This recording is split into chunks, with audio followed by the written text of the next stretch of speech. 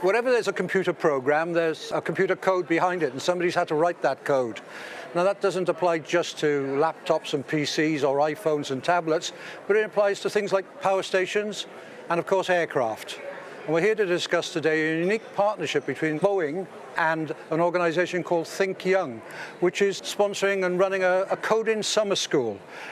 Andrea, you founded Think Young. Can you tell us a little bit about it? Yeah, Think Young is a think tank with a specific focus on young people, on new generation, millennials, Generation Y, Generation Z. And so we do research on young people. And then based on the research, we have a more hands-on practical approach where we create education program to try to improve the life of young people worldwide. And the Coding Summer School was one of such programs. Alysia, why is Boeing partnering with this? So Boeing's actually been working with community engagement projects for over 100 years now. Particularly in Europe, we're focused almost exclusively on STEM education, so that's science, technology, engineering, and math. And in Brussels, we were able to find an extremely efficient, talented organization in Think Young to help us bring our passion for STEM education to life. So what's the relevance of this to aircraft?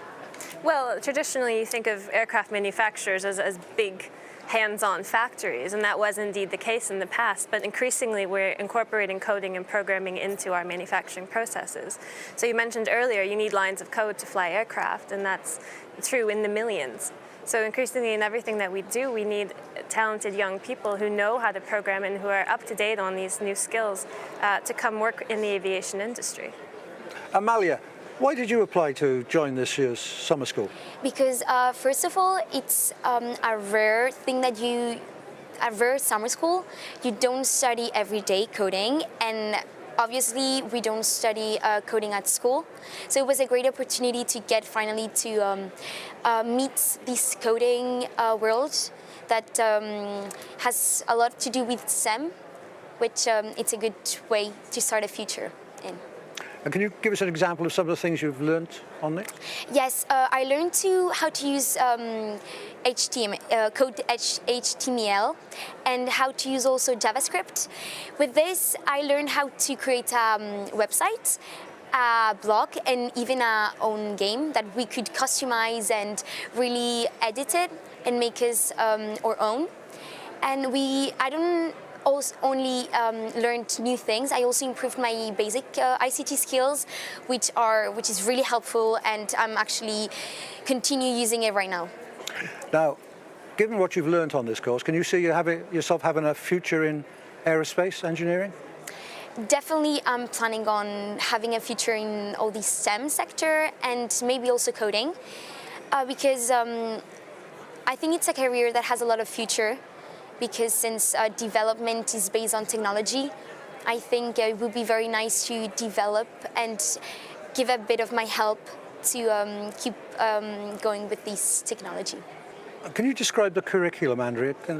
Yeah, well, it was a 5 days program, so 5 full days, about 8 hours a day, and it's a mix between in-class and out-of-class activities. So first thing we want to do is to create an in-class where they can learn the theory behind coding and where they can actually practice what Amalia rightly said about, making a blog or making a website, a little app.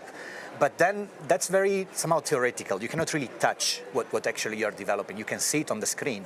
And then that's why we created also the out-of-class activities where you have robots involved, where you have 3D printers, you have drones, and all these objects, they move and they actually perform and work thanks to coding.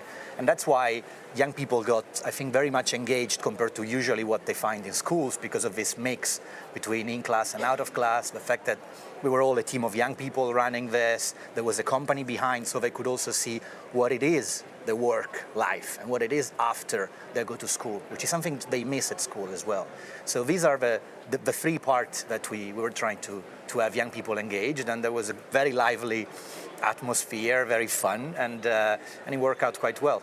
Have there been any major achievements coming out of this project? Well, the first thing is to really try to show to young people that coding is fun, and it's exactly as Amalia said, it's like learning a language, so it's not complicated.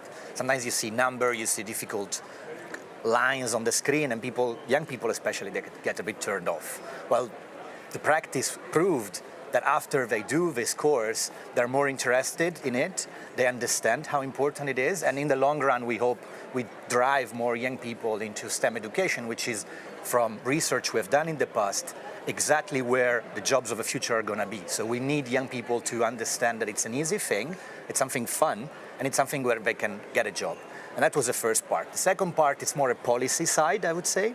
So as a think tank, obviously, we try to bring our experience to policymakers, to make them understand how coding language is important, and try to make some noise in Brussels as well, but on local governments as well. We try to make sure that coding in the long term is also getting to the curriculum of schools in every country in Europe. And do you think you might one day see somebody that started off in the summer school one day working for Boeing, maybe? I hope so. We've actually had several students come directly to us asking for work placements or internships or just general questions on how they can get engaged in the aviation industry. So it's really exciting to see those sort of direct impacts coming out of the school.